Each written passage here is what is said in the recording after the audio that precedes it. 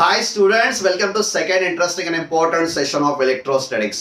So first sessions में हम लोगों ने देखा है कि exactly electrostatics का meaning क्या होता है. Electrostatics generally studies about electric charges which are at rest conditions, forces between that charges और उसका जो effect आया होता है यानी कि electric field और electric potentials. मोटा मोटी यही portions हम लोग electrostatics में focus करते हैं. और जनरली जो इलेक्ट्रोस्टैटिक्स का जो बेसिक और हार्ड पॉइंट होता है that is electric charges. So electric charges positive negative charges और बेसिक इलेक्ट्रिक चार्जेस कैसे बनते हैं, प्रोटॉन इलेक्ट्रॉन यही कंबाइन करते हैं, यही फॉर्म करते हैं आपके इलेक्ट्रिक चार्जेस को. चार्जेस के basic properties, additivity, quantization of charge, conservation of charge, पूरा बेसिक जो है हम लोगों ने फर्स्ट सेशंस में कंप्लीट किया है. अभी तक आप लोगों ने फर्स्ट सेशंस को नहीं देखा है तो नीचे डिस्क्रिप्शन बॉक्स में फर्स्ट सेशंस की लिंक आपके लिए अवेलेबल है. फर्स्ट सेशंस ही नहीं तो पूरी प्लेलिस्ट आपके लिए नीचे डिस्क्रिप्शन बॉक्स में अवेलेबल होने वाली है which will cover total portions of electrostatics. पूरा पोर्शंस उस प्लेलिस्ट में अवेलेबल होने वाला है. अगर आपको ठीक ठाक लगती है प्लेलिस्ट ये वीडियो तो वीडियो को लाइक करिए, दोस्तों के साथ शेयर करिए और चैनल पर नए हैं तो चैनल को सब्सक्राइब भी करिए. आज का जो वीडियो फोकस्ड होने वाला है ये एक बेसिक और इंपॉर्टेंट वीडियो होने वाला है. That is it studies about rest charges. Rest charges की स्टडी होती है. चार्ज कैसे होता है, प्रोटॉन से पॉजिटिव चार्ज बनते हैं, इलेक्ट्रॉन जो बेसिक होता है उससे नेगेटिव चार्जेस बनते हैं, प्रोटॉन इलेक्ट्रॉन्स नेगेटिव और पॉजिटिव चार्जेस फॉर्म करते हैं. तो उसका जो बेसिक एक इफेक्ट होता है that is force of attraction and force of repulsion. ये फोर्स ऑफ अट्रैक्शन और फोर्स ऑफ रिपल्शन का पूरा पोर्शन एक साइंटिस्ट ने इनके लॉ में बताया that is Coulomb's law. It is basic governing law which studies about the force of attraction and force of repulsion about a static charge. और यही पूरा वीडियो कूलम्स लॉ पर ही फोकस्ड होने वाला है. सो जनरली फोर्सेस क्या होता है बेटा, तो जो चार्जेस स्पेस में अवेलेबल होते हैं या फिर कहीं पर भी अवेलेबल होते हैं then the charges has force of attraction and force of repulsion. So जो वेरियस एक्सपेरिमेंट परफॉर्म हुए हैं, साइंटिस्ट लोगों ने जो कंक्लूजन्स ड्रॉ किए हैं, एक्सपेरिमेंटल कंक्लूजन्स ड्रॉ हुआ है तो उससे दो कंक्लूजन्स बाहर निकले. दो कौन से कंक्लूजन्स है, तो उसमें कंक्लूड किया है कि जो सेम नेचर्स वाले चार्जेस होते हैं that is like charges, positive और positive are like charges, negative और नेगेटिव आर लाइक चार्जेस, यानी सेम नेचर वाले जो चार्जेस होते हैं उनके बीच में फोर्स ऑफ रिपल्शन एग्जिस्ट होता है. वो फोर्सेस जो होते हैं वो एक दूसरे का रिपेल करते हैं. वो चार्जेस का नेचर ऐसा होता है कि दोनों को एक दूसरे को रिपेल करे. और जो अनलाइक चार्जेस होते हैं यानी एक पॉजिटिव चार्ज है और दूसरा नेगेटिव चार्ज है, तो पॉजिटिव और नेगेटिव चार्जेस है यानी अनलाइक चार्जेस है तो उन दोनों के बीच में फोर्स ऑफ अट्रैक्शन होता है.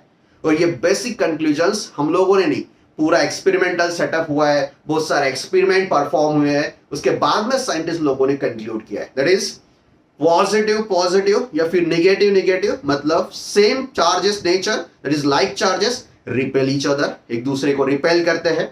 और जो अनलाइक चार्जेस है पॉजिटिव नेगेटिव या फिर negative positive they attract each other. Suppose यहां पर एक चार्ज है दैट इज चार्ज Q1 और दूसरा चार्ज है Q2. सो इन दोनों के बीच में फोर्स प्रेजेंट है. अब फोर्स कैसे नेचर वाला प्रेजेंट है, suppose this Q1 has a positive charge और यहां पर Q2 अगर पॉजिटिव चार्ज है, so this is also positive positive, मतलब सेम नेचर वाले फिर एक दूसरे को रिपेल करेंगे दैट इज रिपल्शन. अगर यही Q1 Q2 अगर निगेटिव Q1 है और यहां पर निगेटिव Q2 है that is same force of repulsion. अगर यहां पर ये Q1 और Q2, suppose this is my Q1, ये पॉजिटिव है और Q2 जो है ये निगेटिव है. सो बेटा अगर निगेटिव और पॉजिटिव फोर्सेस वाली कंडीशन, सॉरी चार्जेस वाली कंडीशन है तो Q1 Q2 की तरफ मूव करने वाला है और there is force of attraction. तो आपको लाइफ टाइम ध्यान रखना है निगेटिव और पॉजिटिव चार्जेस एक दूसरे की तरफ अट्रैक्ट होते हैं और उनके बीच में फोर्स ऑफ अट्रैक्शन होता है. और जो सेम चार्जेस होते हैं पॉजिटिव पॉजिटिव और नेगेटिव नेगेटिव, इन दोनों के बीच में फोर्स ऑफ रिपल्शन होता है. कोई प्रॉब्लम नहीं है. दूसरा क्वेश्चन आपके दिमाग में होता है force of attraction force of repulsion तो खत्म हो चुका है, हम लोग समझ चुके हैं. स्टूडेंट बच्चे होते हैं उस टाइम से समझते हैं कि positive positive force of repulsion होता है, negative negative force of repulsion होता है, negative positive force of attraction होता है. मान लिया अब सेकेंड क्वेश्चन होता है कि सर कितना फोर्स ऑफ अट्रैक्शन होता है या फिर कितना फोर्स ऑफ रिपल्शन होता है और कैसे अप्लाई होता है। सो यही पूरा पोर्शन कूलम्स लॉ में फोकस्ड होता है। सो सबसे पहले मैं Coulomb's law in scalar format में एक्सप्रेस करता हूं। देखिए बेटा, फोर्स है मतलब वेक्टर क्वांटिटी है, और वेक्टर क्वांटिटी है तो उसकी magnitude as well as direction वाला पोर्शन होता है। बट कूलम्स लॉ का सबसे पहले हम लोग स्केलर फॉर्मेट में फोकस करते हैं। स्केलर फॉर्मेट अगर अच्छी तरह से समझ गए हम लोग तो वेक्टर फॉर्मेट पहले फोकस करता। तो मैं पहले बोल रहा हूं, मैं यहां पर पहले स्केलर फॉर्मेट्स एक्सप्लेन करने वाला हूं। सपोज दो फोर्सेस की कंडीशंस के हिसाब से दो चार्जेस है। यहां पर एक चार्ज है दैट इज Q1, मैं इसे एक पॉइंट से एक्सप्रेस करता हूं। देखिए चार्ज हम लोग एक पॉइंट पर ही फोकस करते हैं। Suppose this is my Q1 और यहां पर दूसरा Q2 है। ये हो गया दूसरा चार्ज। प्लस माइनस तो बाद में देखते हैं बेटा। सो ये Q1 और Q2 जो चार्जेस होते हैं, इसके बीच में जो स्ट्रेट लाइन होती है, ये जो स्ट्रेट लाइन होती है, इस स्ट्रेट लाइन के along he force of attraction और रिपल्शन प्रेजेंट होता है। लाइफ टाइम ध्यान रखिए, अगर दो चार्जेस है, सिर्फ दो ही चार्जेस की बात हो रही है, दो चार्जेस है तो इनका फोर्स ऑफ अट्रैक्शन और फोर्स ऑफ रिपल्शन ये दो चार्जेस को ज्वाइन करने वाले लाइन से ही अट्रैक्ट हो, लाइन पर ही होता है। अगर रिपल्शन है तो इस डायरेक्शन में ये होने वाला है, दूसरे को रिपेल करेंगे, पर फोर्सेस किस डायरेक्शन में लगने वाले, इस लाइन के अलोंग लगने वाला है। Straight line joining the charges. या फिर फोर्स ऑफ अट्रैक्शन है तो दोनों इसी लाइन पर अप्लाई होने वाले हैं। सो फोर्स ऑफ अट्रैक्शन हो या फिर फोर्स ऑफ रिपल्शन हो, हमेशा ध्यान रखिए ये दो चार्जेस होते हैं, इनको ज्वाइन करने वाली जो स्ट्रेट लाइन होती है उस स्ट्रेट लाइन के अलोंग ही अप्लाई होते हैं। अगर दोनों चार्जेस पॉजिटिव है, दोनों चार्जेस का नेचर निगेटिव है, मतलब दोनों के बीच में फोर्स ऑफ रिपल्शन प्रेजेंट है। अगर दोनों चार्जेस में चार्ज का नेचर अपोजिट है, एक पॉजिटिव है दूसरा निगेटिव है, मतलब दोनों के बीच में फोर्स ऑफ अट्रैक्शन है। सो सिंपल बात हो चुकी है बेटा, that is force of attraction and force of repulsion, but it is always act along the line joining this two charges. जो दो चार्जेस होते हैं इनके बीच में जो लाइन होती है उसी लाइन पर आपके यही होता है। अब चलते हैं कूलम्स लॉ की बात। कूलम्स लॉ स्टेट करता है, क्या स्टेटमेंट देता है, it states about forces between two charges. दो चार्जेस के फोर्सेस की बात करता है। सपोज यहां पर दो चार्जेस है, first charge is my Q1, देखिए बेटा, so this is my charge Q1, यहां पर Q1 चार्ज है, और दूसरा जो Q2 चार्ज है यहां पर, और Q1 और Q2 चार्ज जो है ये दोनों के बीच में डिस्टेंस है सपोज स्मॉल r। चलिए बेटा, फर्स्ट चार्ज Q1, दूसरा charge Q2। Q1 is a magnitude of that charge, Q2 is a magnitude of second charge, और दोनों चार्जेस r डिस्टेंस से सेपरेट है। सपोज इसका नेचर जो है, अगर Q1 और Q2 दोनों पॉजिटिव है, फोर्स ऑफ रिपल्शन, Q1 और Q2 दोनों निगेटिव है तो भी फोर्स ऑफ रिपल्शन, एक Q1 पॉजिटिव और Q2 निगेटिव है तो force of attraction. So positive negative की बात बाद में करते हैं। Suppose this is positive, this is negative, so positive negative है तो force of attraction and force of repulsion. Then the force of attraction, देखिए बेटा अभी force of attraction between two charges,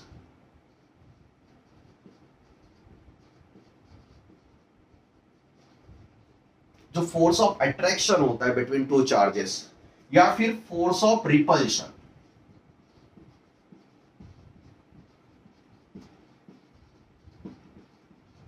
between two charges,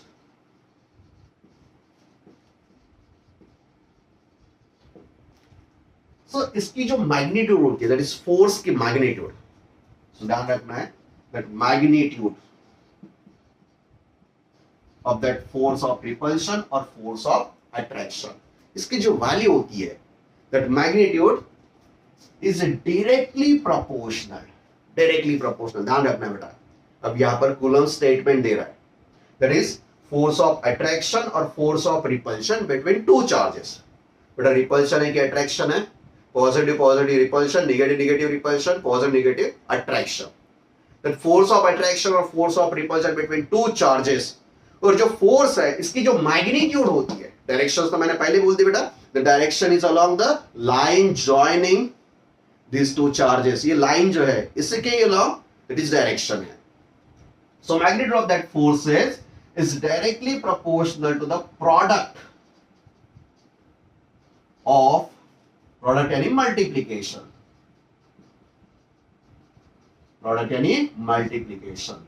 of magnitude of two charges. ध्यान रखिए बेटा, that is magnitude of that force of attraction or force of repulsion is directly proportional to product any multiplication of magnitude of two charges. Suppose Q1 की magnitude Q1 है, दूसरा charge है Q2, उसकी magnitude negative positive वो बाद में देखते हैं, मैग्नीट्यूड पॉजिटिव होती है, मैग्नीट्यूड वैल्यूएशंस है, दैट इज वैल्यूएशंस है, is directly proportional to that magnitude और inversely proportional the square of distance between them, inversely proportional to the square of distance between them. चलिए बेटा मैथमेटिकल फॉर्मेट लिखते हैं. So the force of attraction या force of repulsion, इसके बीच में बेटा Q1 और Q2 दोनों चार्जेस कैसे रेस्ट है, और कितना डिस्टेंस है दोनों के बीच में, R वाला डिस्टेंस है. Q1 पॉजिटिव है, Q2 माइनस है, नेगेटिव पॉजिटिव वो बाद में देखते हैं बेटा, positive negative force of repulsion है, नेगेटिव पॉजिटिव तो फोर्स ऑफ अट्रैक्शन है. So that force of attraction or repulsion is directly proportional. किस चीज पर directly proportional है? That is product of magnitude of two charges. पहले चार्ज का magnitude Q1, दूसरे चार्ज का Q2, दोनों का प्रोडक्ट यानी multiplication. That is Q1, Q2 directly proportional है, और inversely proportional. Square of distance between them. दोनों के बीच में कितना डिस्टेंस है, that is distance equals to R square. So that is force of attraction is directly proportional to Q1 multiplied by Q2. Q1 is a magnitude of first charge, Q2 is a magnitude of second charge, R is a distance or straight line distance between two charges. पर हमेशा force जो होता है that is along line joining two charges. हमेशा ध्यान रखना है जो लाइन होती है उनके बीच में ही ये फोर्स होता है. चले बेटा आप लोग मैथमेटिशियंस हो, आपको पता है कि अगर डायरेक्टली प्रोपोर्शनल है तो उसे गायब करना है और उसकी जगह पर अप्लाई करना है कांस्टेंट ऑफ प्रोपोर्शनैलिटी. सो यहाँ पर जो कांस्टेंट ऑफ प्रोपोर्शनैलिटी होता है that is K Q1 Q2 upon R square, और यही मैथमेटिकल एक्सप्रेशन होता है कूलम्स लॉ का. चलिए बेटा आपको लाइफ टाइम ध्यान रखना है, it is an equation for Coulomb's law. क्या बोलता है कूलम्स लॉ?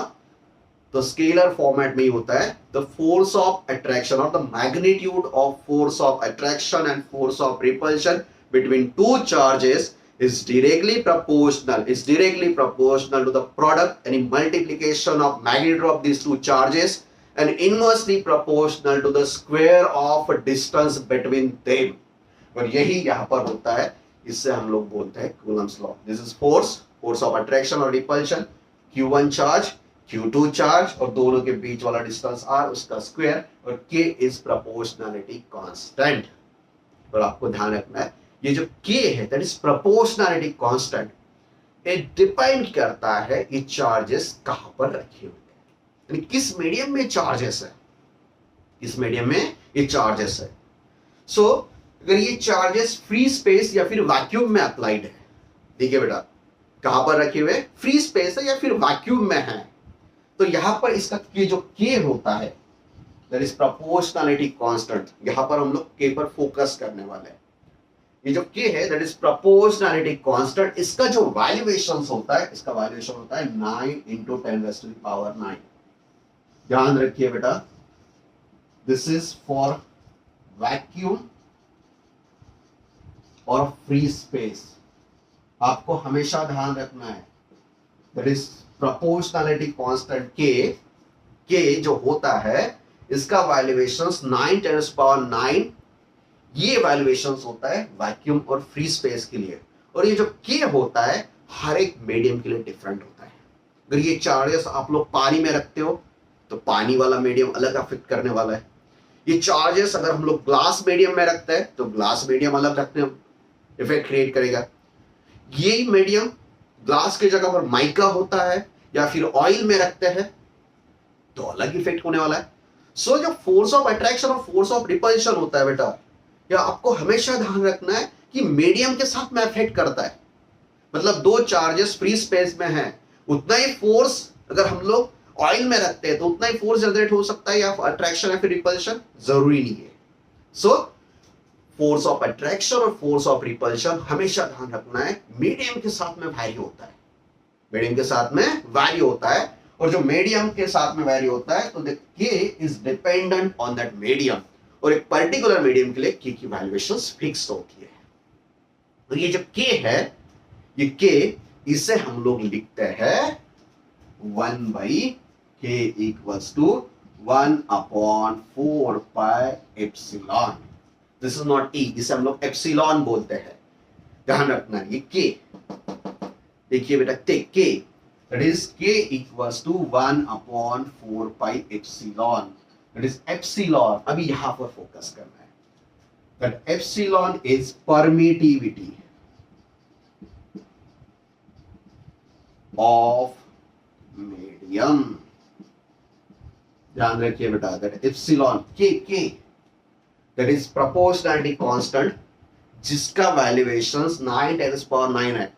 बहुत सारे स्टूडेंट यही भ्रम में होते हैं कि जो के होता है ना सर, इसका वैल्यूएशन 9 होता है। अरे बेटा 9 नहीं होता है, ये वैल्यूएशन फ्री स्पेस और वैक्यूम के लिए होता है। के हर एक मीडियम में चेंज होता है, ठीक है, वैल्यूएशंस अलग अलग होता है, but generally most of conditions हम लोग फ्री स्पेस और वैक्यूम की बात करते हैं तो मोस्ट ऑफ कैलकुलेशंस में 9 ही होता है। यानी this value is for vacuum और फ्री स्पेस, हमेशा ध्यान रखिए। और ये के होता है, इससे हम लोग मैथमेटिकली एक्सप्रेस करते हैं 1/4πε, इसे एप्सिलॉन बोलते हैं। और दिस एप्सिलॉन मतलब होता है permittivity of medium. Permittivity, permission देने वाला। बट परमिशन किस चीज को देता है ये अलग है, ये परमिट नहीं करता है, यहां पर अगर लिखता है। चलिए, सो एप्सिलॉन का मतलब होता है परमिटिविटी ऑफ दैट मीडियम, जिस मीडियम में उसे रखा है उस मीडियम की परमिटिविटी। और अगर हम लोग इससे फ्री स्पेस और वैक्यूम में रखते हैं तो फ्री स्पेस और वैक्यूम के लिए हम लोग ई को लिखते हैं e naught, that is epsilon naught. Epsilon 0 बोलते हैं, एप्सिलॉन नॉट भी बोल सकते हैं। सो अगर एप्सिलॉन 0 है, इसका मतलब है this is permittivity of free space और वैक्यूम। चलिए बेटा, थोड़ा कूलम्स आपको और एक्सप्रेस करते हैं अच्छी तरह से। सो कूलम्स लॉ बताते हैं force of attraction F equals to, अब के नहीं लिखता हूं मैं, अभी के को थोड़ा स्पेसिफिक लिखता हूं। के का मतलब होता है 1/4πε0, that is equals to 1/4πε Q1 Q2 upon R square। और दिस इज मैथमेटिकल इक्वेशंस और एक्सप्रेशन और formula for force of attraction or force of repulsion between two charges Q1 and Q2 which are separated by a distance of R and placed in between a medium having the permittivity of epsilon। जिसकी permittivity कितने बेटा, epsilon है। चलिए थोड़ा इस permittivity पर concentrate करते हैं, बाद में और कूलम्स लॉ पर फोकस करते हैं। एकदम सिंपल बात है बेटा, स्टैंडर्ड मीडियम हमारे लिए एयर और फ्री स्पेस और वैक्यूम। और ध्यान रखना है कि वैक्यूम जो होता है, एयर फ्री स्पेस जो होता है, वहां पर सबसे ज्यादा फोर्स ऑफ अट्रैक्शन या फिर फोर्स ऑफ रिपल्शन प्रेजेंट होता है। आपको हमेशा ध्यान रखना है Q1 और Q2 चार्जेस सबसे ज्यादा फोर्स ऑफ अट्रैक्शन और सबसे ज्यादा फोर्स ऑफ रिपल्शन किस स्पेस में अप्लाई करते हैं, तो वहां पर कोई होना ही नहीं चाहिए, दैट इज फ्री स्पेस। मतलब फ्री स्पेस के बीच में फोर्स ऑफ अट्रैक्शन और फोर्स ऑफ रिपल्शन डिपेंडेंट होता है, और मीडियम भी डिपेंडेंट होता है, मीडियम पर डिपेंड करता है। और सबसे ज्यादा फोर्स ऑफ अट्रैक्शन और फोर्स ऑफ रिपल्शन की वैल्यूएशंस होती है, दैट इज फ्री स्पेस। अगर आपको कई ऐसा एमसीक्यू या फिर क्वेश्चंस कंपेयर करना है जिसमें force of attraction force of repulsion है, तो आपको लाइफ टाइम ध्यान रखना है the maximum value of force of attraction and repulsion is in the medium which is free space और वैक्यूम। और इसके साथ में कैसे कैसे रिलेशनशिप है, दैट फोर्स Q1 और Q2 के साथ में डायरेक्ट है, मतलब valuations of charges increases, valuation of force of attraction और repulsion increases। और जैसे डिस्टेंस बढ़ता है, डिस्टेंस देखिए बेटा, डिस्टेंस बढ़ता है तो डिस्टेंस का जो स्क्वायर होता है इसके मल्टीपल में उसका इनवर्स होता है। अगर डिस्टेंस आप लोग का 2 टाइम्स इंक्रीज हो चुका है तो force of attraction 4 times decrease होता है। सो डिस्टेंस का जो स्क्वायर होता है उसके मल्टीपल में अपोजिट चलता है, यानी फोर्स इंक्रीज हो रहा है मतलब डिस्टेंस डिक्रीज हो रहा है। सो डिस्टेंस के साथ में अपोजिट है। उसके बाद में आपको ध्यान रखना है परमिटिविटी, परमिटिविटी के साथ में भी इसका रिलेशनशिप इनवर्स है।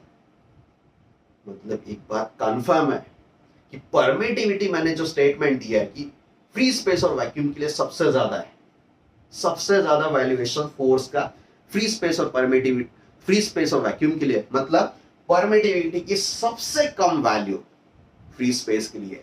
तो आपको लाइफ टाइम ध्यान रखना है जो फ्री स्पेस की परमिटिविटी होती है which is always less than permittivity of any medium. जो दूसरे मीडियम होते हैं उस मीडियम से कम ही होती है, मतलब वाटर है, माइका है या फिर ग्लास है, कोई भी दूसरा मीडियम, ऑयल में रखा हुआ है या कहीं तो भी वुड के बीच में रखा हुआ है।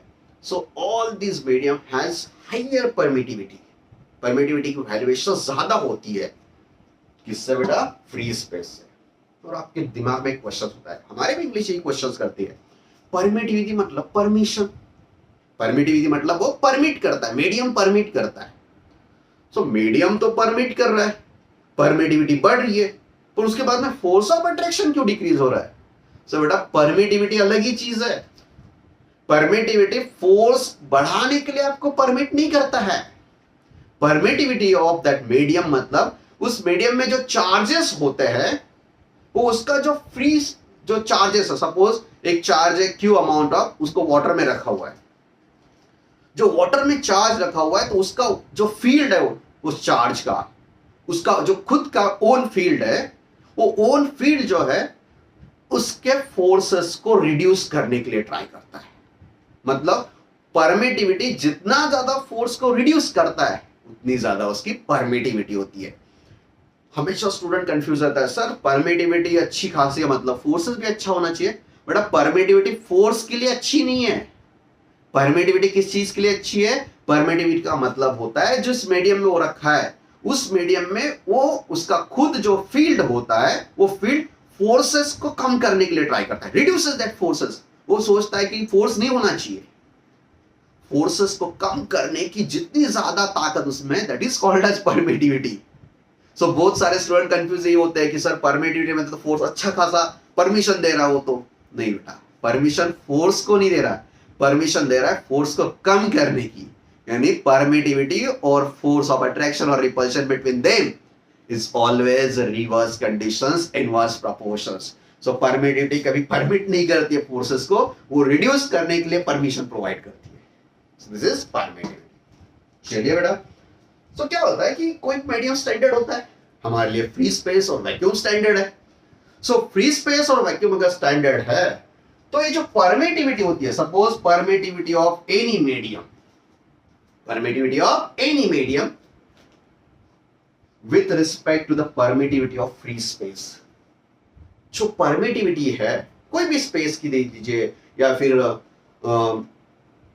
वाटर, वैक्यूम, एयर, उसके बाद में माइका, वाटर, ग्लास, जिस मीडियम की परमिटिविटी होती है उस मीडियम के परमिटिविटी को अगर हम लोग फ्री स्पेस या फिर वैक्यूम की परमिटिविटी से डिवाइड करते हैं, परमिटिविटी है बेटा दोनों ही रेशियो वाली कंडीशन है, तो यहां पर जो ये नंबर बनता है, ये जो नंबर बनता है इसे बोलते हैं relative permittivity.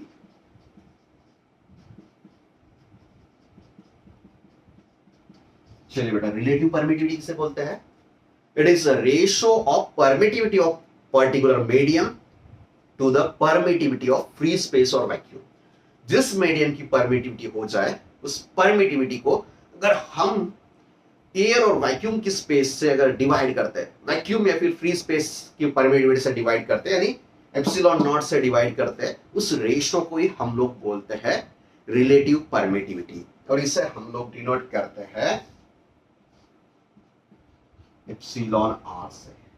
So this is epsilon upon epsilon not, इसे बोलते हैं रिलेटिव परमिटिविटी। इसका कोई यूनिट नहीं होता है, अभी तक मैंने कहीं पर भी यूनिट नहीं लिखा है।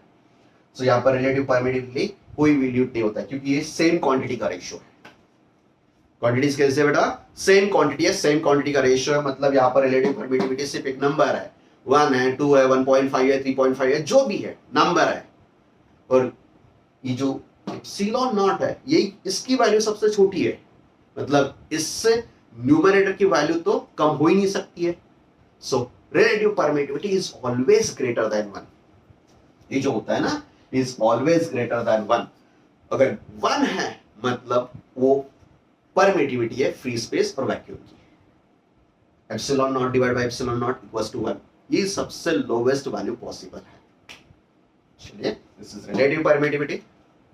अब रिलेटिव परमिटिविटी को एक दूसरा नाम भी देते हैं, it is relative permittivity of water, relative permittivity of glass, relative permittivity of the mica.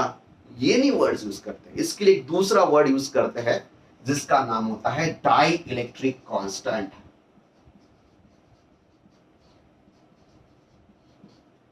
जिसे के से डिनोट करते हैं। देखिए बेटा, ध्यान रखिए, थोड़ा कॉन्सेंट्रेट करिए। यहां पर के प्रोपोर्शनलिटी कांस्टेंट जो है, ये और ये अलग है। इस के का मतलब होता है डाई इलेक्ट्रिक कांस्टेंट, और डाई इलेक्ट्रिक कांस्टेंट का अल्टरनेट नाम आपको हमेशा ध्यान रखना है, दैट इज रिलेटिव परमिटिविटी। हमेशा ध्यान रखिए, what is dielectric constant? It is relative permittivity. Relative permittivity का मतलब जिस मीडियम की परमिटिविटी है उसको अगर हम लोग फ्री स्पेस की परमिटिविटी यानी एप्सिलॉन नॉट से डिवाइड करते हैं, उस रेशियो को रिलेटिव परमिटिविटी बोलते हैं। और उसी रिलेटिव परमिटिविटी को दूसरा वर्ड है, that is dielectric constant of that medium. अगर वाटर है तो डाइलेक्ट्रिक कांस्टेंट ऑफ वाटर मतलब relative permittivity of water. Glass है, डाइलेक्ट्रिक कांस्टेंट ऑफ ग्लास मतलब relative permittivity of the glass. Mica है, रिलेटिव परमिटिविटी ऑफ माइका मतलब dielectric constant of mica होता है। सो अगर वर्ड सामने आपके न्यूमेरिकल्स में डाइलेक्ट्रिक कांस्टेंट होता है तो आपको हमेशा ध्यान रखना है डाइलेक्ट्रिक कांस्टेंट मतलब रिलेटिव परमिटिविटी होती है, जिसे आप के बोल सकते हो। और यहां पर रिलेटिव परमिटिविटी आप लोग ऐसे फोकस कर सकते हो, इसे अगर हम लोग शिफ्ट करते हैं तो कोई मीडियम की परमिटिविटी का मतलब होता है उस मीडियम की रिलेटिव परमिटिविटी और एयर और फ्री स्पेस की परमिटिविटी। और ये पूरी दुकानदारी जो है बेटा, पूरा जो पोर्शन है यहाँ पर कॉन्सेंट्रेट होता है के पर नहीं, तो यहाँ पर कॉन्सेंट्रेट करते हैं हम लोग, दिस इज एप्सिलॉन। चलिए बेटा, परमिटिविटी का तो पोर्शंस हम लोगों ने फाइनलाइज कर दिए। क्या होता है? दैट इज परमिटिविटी जो फोर्स को इनवर्सली प्रोपोर्शनल है, जिस मीडियम में उससे प्लेस्ड होता है। किसे प्लेस्ड करते हैं हम लोग? चार्जेस को। जिस मीडियम में इस चार्जेस को मैंने रखा है उस मीडियम की परमिटिविटी होती है, सबसे कम परमिटिविटी जो है वो फ्री स्पेस की है, वैक्यूम की है, उसे एप्सिलॉन नॉट बोलते हैं। बाकी मीडियम उससे ज्यादा ही है। उस मीडियम की परमिटिविटी को अगर हम लोग फ्री स्पेस और वैक्यूम से डिवाइड करते हैं, जो नंबर बनता है उसको रिलेटिव परमिटिविटी बोलते हैं। उसी नंबर्स को हम लोग dielectric constant of that medium बोलते हैं। और जो फोर्स ऑफ अट्रैक्शन और फोर्स ऑफ रिपल्शन होता है उसका वैल्यूएशन होता है 1/4 एप्सिलॉन, 1/4 एप्सिलॉन, जो कि प्रोपोर्शनलिटी कांस्टेंट है of that particular medium. The product of that magnitude of the charges Q1 multiplied by Q2, direct relationship, directly proportional or inversely proportional to the straight line distance between them, और इसकी direction along the line joining these two charges। और यही होता है हमारा Coulomb's law for electrostatic charges. चलिए बेटा, अब मैं जस्ट एक वर्ड्स, एक इक्वेशंस में से फाइनलाइज कर देता हूं, एक बार और रिपीट करते हैं कि force of attraction, force of repulsion क्या होता है। कूलम्स लॉ क्या स्टेट करता है? कूलम्स लॉ के अकॉर्डिंग हम इसे कैसे इंटरप्रेट करते हैं।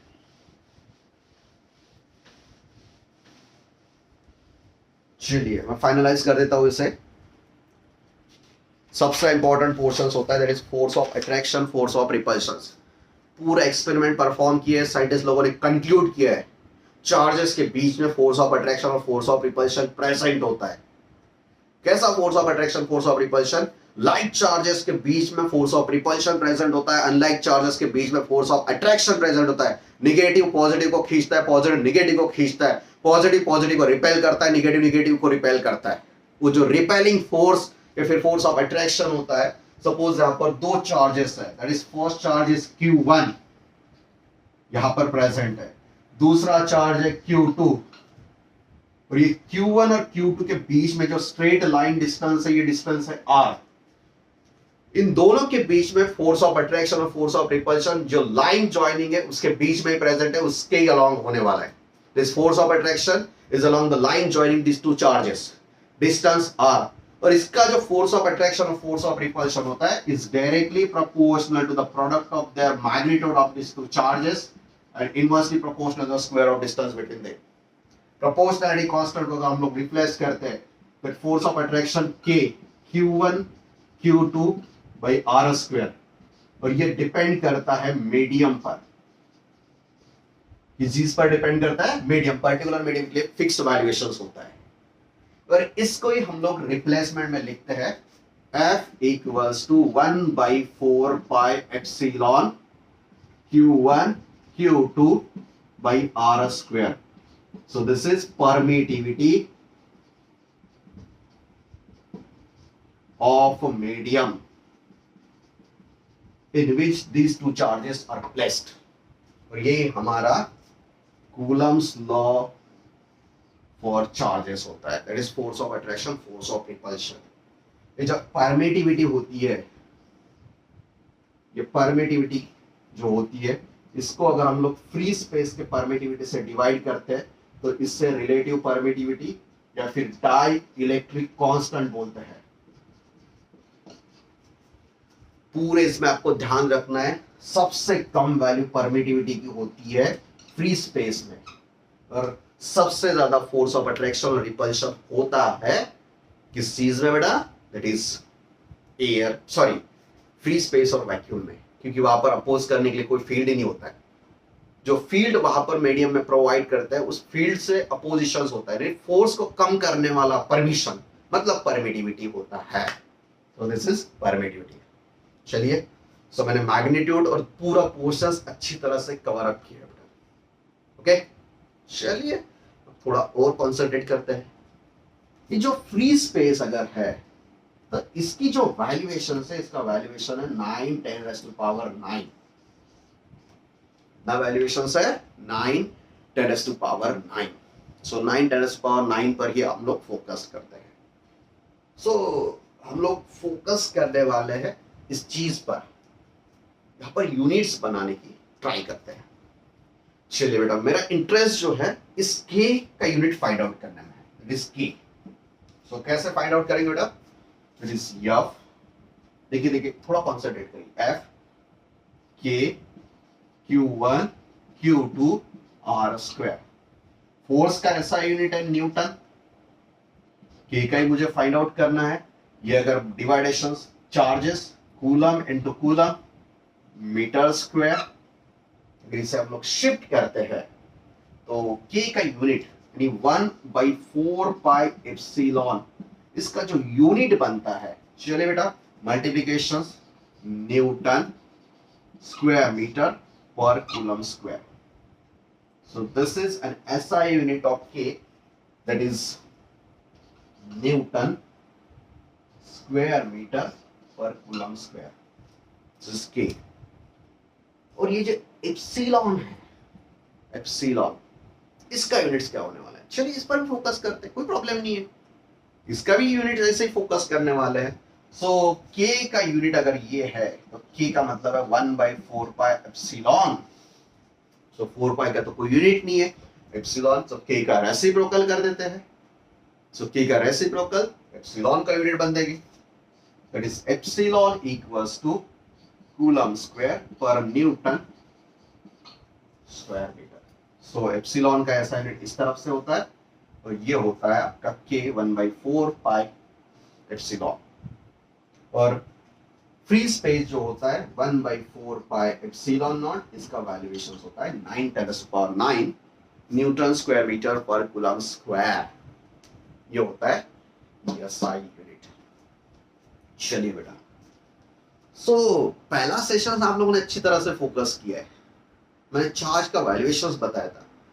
प्रोटॉन के पास में और इलेक्ट्रॉन के पास में सेम मैग्नीट्यूड वाला चार्ज होता है 1.6 × 10⁻19 कूलम।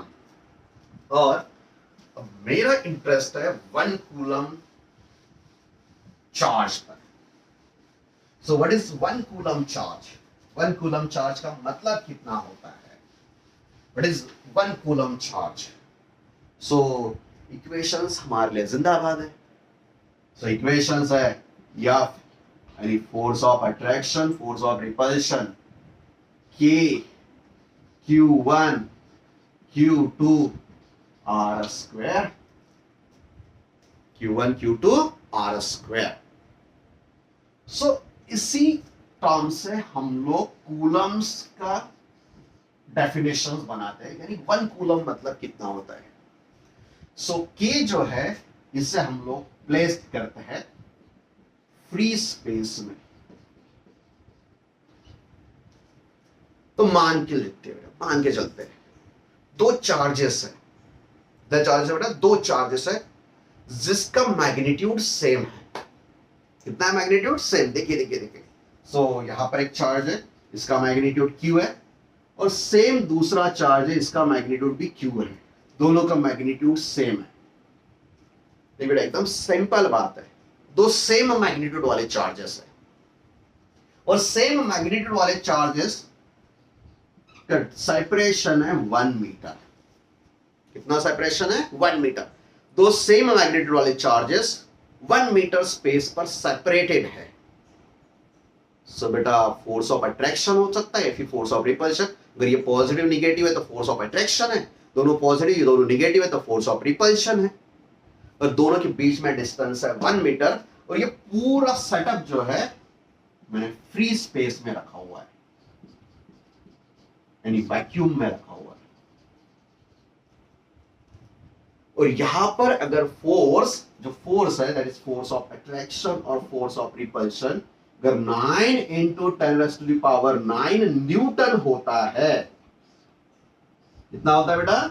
9 × 9 न्यूटन अगर होता है इस बीच में, तो सेम मैग्नीट्यूड वाले charges, Q magnitude, nature same हो या फिर डिफरेंट हो, उससे कोई मतलब नहीं है। पॉजिटिव तो फोर्स ऑफ रिपल्शन होने वाला है। सो दो सेम मैग्नीट्यूड वाले चार्जेस जिसको हम लोगों ने प्लेस किया 1 metre separate distance, separated by 1 metre, और यहां पर इसके बीच में अगर फोर्स ऑफ अट्रैक्शन या फिर फोर्स ऑफ रिपल्शन 9 × 10⁻9 है, और ये पूरा सेटअप हम लोगों ने फ्री स्पेस और वैक्यूम में रखा हुआ है, तो इस चार्ज का जो वैल्यूएशन होता है, मैग्नीट्यूड होती है, उसे हम लोग 1 कूलम कहते हैं। मतलब 1 कूलम चार्ज जो होता है दैट इज चार्ज ऑन जो ऑब्जेक्ट है जिसका चार्ज हम लोग सेपरेट लेते हैं, यही चार्ज जिसमें फोर्स ऑफ अट्रैक्शन कितना होना चाहिए? 9 × 10⁻9। कहां पर प्लेस्ड होना चाहिए? फ्री स्पेस, और डिस्टेंस होना चाहिए 1 मीटर। तो यहां पर इसके पास में और इसके पास में जो चार्ज है, इस चार्ज के वैल्यूएशन को बोलते हैं 1 कूलम। बेटा 1 कूलम का चार्ज कितना फोर्स है? 9 × 10⁻9। बहुत ज्यादा वैल्यूएशन होता है 1 कूलम का चार्ज के लिए। सो जनरली हम लोग जो कूलम्स चार्जेस की बात करते हैं तो इसकी मैग्नीट्यूड बहुत छोटी होती है, माइक्रो कूलम, मिली कूलम, नैनो कूलम तक होता है। देखिए बेटा इलेक्ट्रॉन का चार्ज कितना है? इलेक्ट्रॉन का चार्ज वैल्यूएशन से 1.6 × 10⁻−19 कूलम। 10⁻−19 मतलब बहुत बहुत बहुत बहुत छोटा है, 1 कूलम से बहुत कम है। 10⁻−19 बहुत कम है। सो 1 कूलम चार्ज मतलब ट्रेमेंडस अमाउंट ऑफ चार्ज होता है, बहुत ज्यादा अमाउंट ऑफ चार्ज होता है।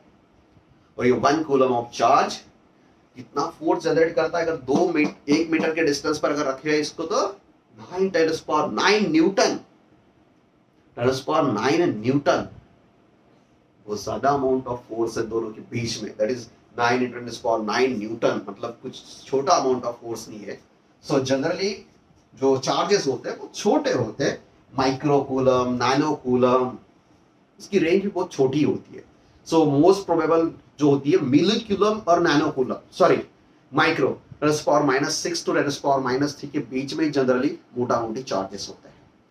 सो यहाँ पर हम लोगों ने देखा है दैट इज 1 कूलम चार्ज का मतलब होता है दो charges same magnitude 1 metre distance के बीच में रखे हुए हैं, वैक्यूम या फिर फ्री स्पेस में है, अगर इनके बीच में फोर्स ऑफ अट्रैक्शन और फोर्स ऑफ रिपल्शन 9 है, तो इसका मैग्नीट्यूड और इस चार्ज का मैग्नीट्यूड 1 कूलम है। और पहले ही बताया बेटा मैंने, चार्जेस एक स्केलर क्वांटिटी होती है, डायरेक्शन से कोई मतलब नहीं है, सिर्फ नेचर होता है पॉजिटिव और नेगेटिव। सो यहाँ पर इस चीज को आपको अच्छी तरह से फोकस्ड करना है। चलिए बेटा, तो मैं एक्सपेक्ट करता हूँ कि आपको ये पोर्शंस अच्छी तरह से समझ में आया होगा। ओके, सो एक बार मैं फाइनली समराइज कर देता हूँ और एक बार रिपीट करता हूँ। मैंने जो कूलम्स लॉ बताया है, the Coulomb's law is in the form of scalar forms. मैंने स्केलर फॉर्म में ही लिखा है इसे, और स्केलर फॉर्म में क्या आंसर है इसका, there is force of attraction और repulsion is 1/4 pi epsilon q1 q2 और r square।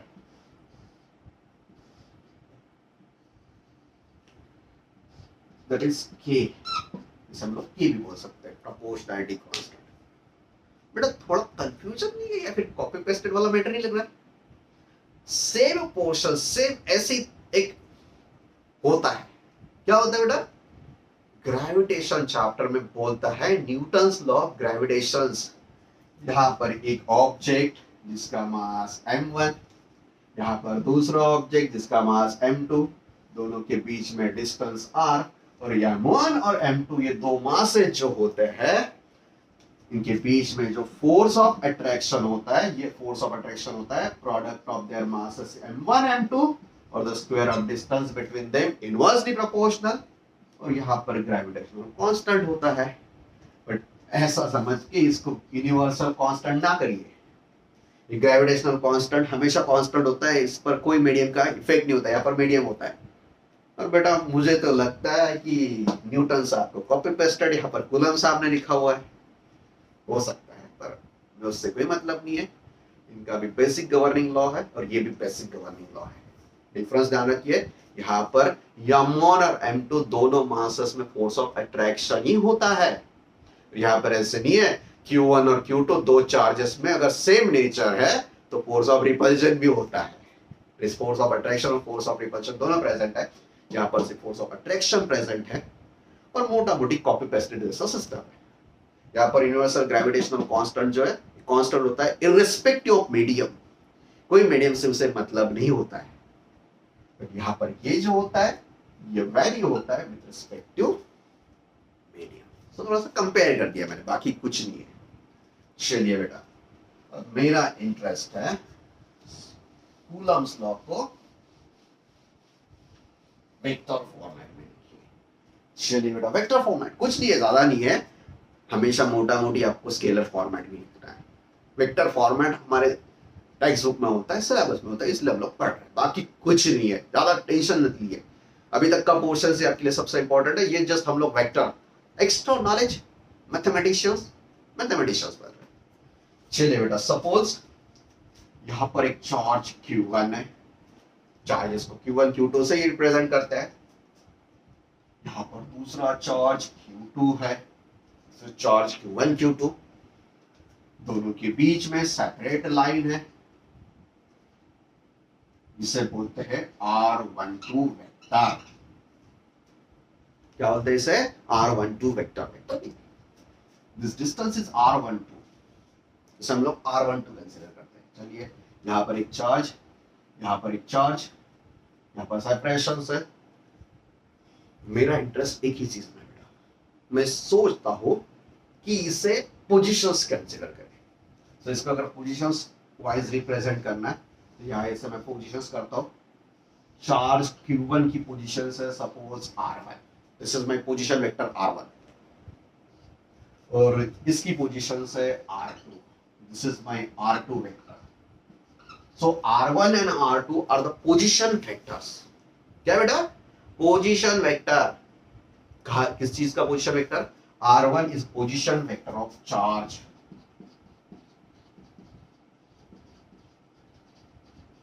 of Q1, R2 is position vector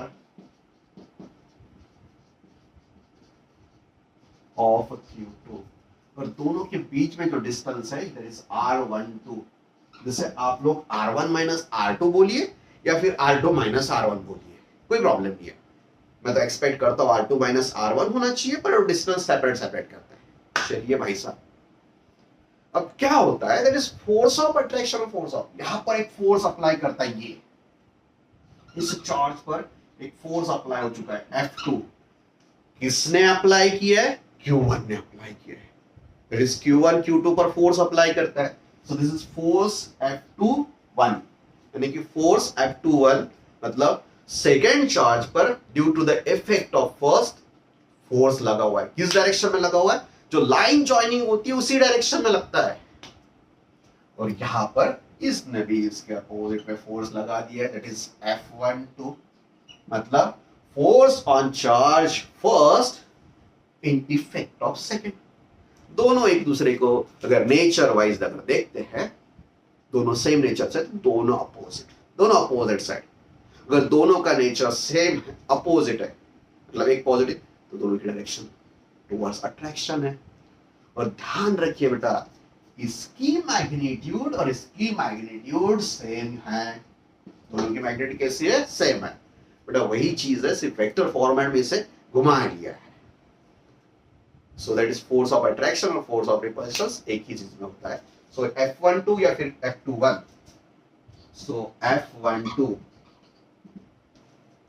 इसे हम लोग अगर कंसीडर करते हैं तो K, that is Q1 Q2, बेटा ये तो स्केलर है, डिवाइडेड बाय R12, इसकी जो मैग्नीट्यूड है इसका स्क्वायर है। ये दोनों R12 इसका मैग्नीट्यूड जो है इसका स्क्वायर है, और इसका जो यूनिट वेक्टर है, unit vector along force on 1 due to 2, इसका यूनिट वेक्टर ऐसे अप्लाई होने वाला है, दैट इज R21। ये F12 है और ये है force on second charge due to the effect of first. तो ये होने वाला है K Q1 Q2 magnitude of R12 square, और यूनिट वेक्टर ये डायरेक्शन उसके अपोजिट साइड में अगर है तो that is equals to R12। बेटा R12 और 21 एक ही है।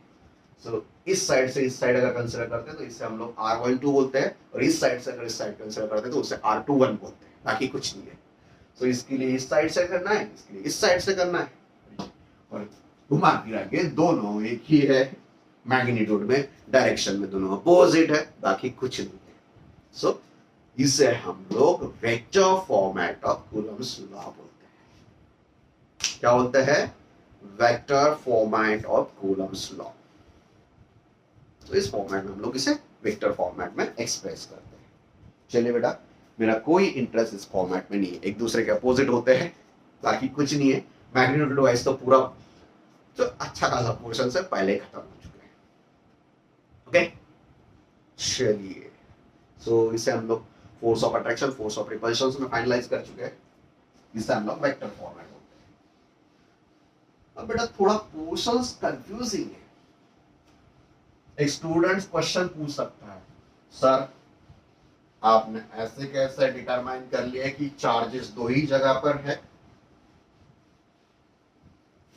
चार्जेस तो नंबर ऑफ प्लेसेस पर एग्जिस्ट कर सकते हैं।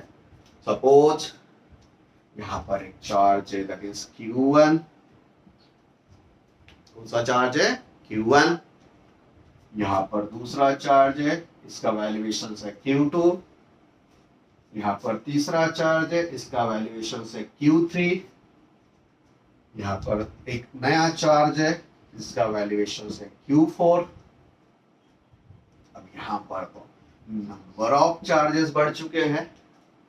अब मुझे समझाइए फोर्स ऑफ अट्रैक्शन और फोर्स ऑफ रिपल्शन।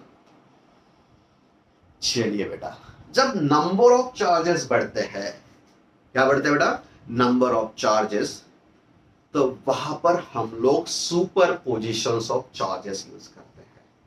क्या यूज कर सकते हैं बेटा? Super positions of charges. So इस कंडीशंस में हम लोग जितने भी चार्जेस होते हैं, suppose this is my charge Q1, so Q1 charge पर हम लोग अगर फोर्सेस की बात करते हैं तो सब फोर्सेस का इंडिविजुअल इफेक्ट कंसिडर करते हैं। जैसा भी पढ़ के, सपोज यहां पर Q2 के बीच में डिस्टेंस है सपोज R2। कितना डिस्टेंस है? R2। सपोज यहां पर Q3 के बीच में डिस्टेंस है R3 और Q4 के बीच में डिस्टेंस है सपोज R4। तो ये सब फोर्सेस है, तो सब इसका हम लोग अलजेब्रिक सम कंसीडर कर सकते हैं, वेक्टर सम। Q1 पर मुझे इंटरेस्ट है कि फोर्स Q1 पर कितना है, that is charge Q1 effect पर। सो F1 अगर मेरा इंटरेस्ट है तो हर एक चार्जेस का मैं इंडिविजुअल इफेक्ट कंसीडर करूंगा इररिस्पेक्टिव ऑफ अनदर। जब मैं फोर्स कंसीडर करूंगा Q2 और Q1 के बीच में, तो मैं यहां पर Q3 और Q4 को निगलेक्ट करूंगा, इसका कोई रोल नहीं है। जब मैं Q3 की बात करता हूं तो बाकी कोई एग्जिस्ट नहीं है, सिर्फ दो लोग एग्जिस्ट है irrespective of another charges.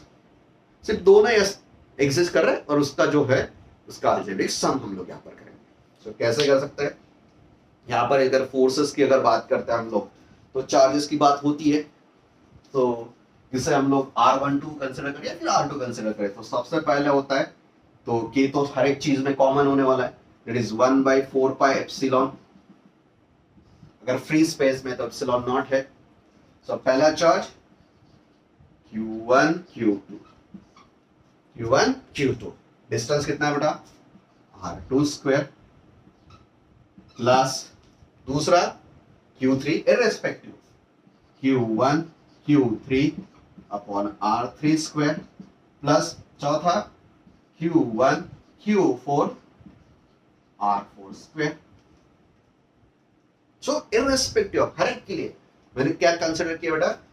First charge पर फोर्सेस, तो हर एक का मैं इंडिविजुअल वेक्टर सम कंसीडर करूंगा और हर एक के लिए वेक्टर एडिशंस करूंगा, जिसे हम लोग सुपर पोजिशंस कहते हैं। जिसे हम क्या कहते हैं? Super positions. तो इसको अगर हम लोग न्यूमेरिकल्स वाइज कंसीडर करते हैं तो उसको अच्छी तरह से और डिटेल में फोकस करेंगे। ओके, सो वीडियो तो लंबा हो गया बेटा, अप्रोक्सीमेटली 50 to 55 मिनट्स हो चुके हैं। सो 55 मिनट्स का वीडियो इतना लंबा आप लोगों ने देखा है तो आपको थैंक्स तो 100% बनता है। So thanks for watching this long video, but video बहुत इंपॉर्टेंट है। कूलम्स लॉ को हमेशा ध्यान रखना है। तो magnitude is directly proportional to the product of their mind of charges and inversely proportional distance between them. यही फोर्स होता है और यही फोर्सेस हम लोग कूलम का यूनिट भी डिराइव करते हैं, इज 1 कूलम। 9×9 न्यूटन अगर फोर्स है और यही 9×9 1/4 पाई एप्सिलॉन नॉट की वैल्यू है, इस फ्री स्पेस की वैल्यूएशन है। तो एक कांस्टेंट ऑफ प्रोपोर्शनैलिटी भी होता है, पर इसको मोटा मोटा हम लोग फोकस करते हैं। तो हमेशा ध्यान रखिए Coulomb's law equals to magnitude wise F equals to 1/4 pi epsilon Q1 Q2 by R square 1/4 epsilon में। एप्सिलॉन को ध्यान रखना है, एप्सिलॉन को अगर हम लोग एप्सिलॉन नॉट से डिवाइड करते हैं तो इसे डाइलेक्ट्रिक कांस्टेंट कहते हैं या फिर रिलेटिव परमिटिविटी कहते हैं, परमिटिविटी ऑफ दैट मीडिया। सो हर एक अगर परमिटिविटी की बात करते हैं तो relative permittivity multiplied by epsilon not होता है। क्या होता है? एप्सिलॉन नॉट होता है। और एक और वैल्यूएशंस के कैलकुलेशंस करना है, शायद मैंने ये वैल्यूएशंस नहीं बताया। दैट कैलकुलेशंस अगर हम लोग फाइनलाइज करते हैं तो एप्सिलॉन नॉट जो होता है, क्या होता है? Epsilon not. तो इसका जो वैल्यूएशंस होता है, ये वैल्यूएशंस होता है 8.85 10⁻⁻12। ये वैल्यूएशंस मैंने अभी तक नहीं बताया। सो एप्सिलॉन नॉट जो है इसका वैल्यूएशंस होता है 8.85, थोड़ा सामने भी 8.854 है। कैलकुलेशंस के लिए हम लोग 8.85 10⁻12 यूनिट्स तो मैंने यहाँ पर ही लिखे थे न्यूटन कूलम वगैरह वाले, तो इस यूनिट के हम लोग कैलकुलेशंस करते हैं।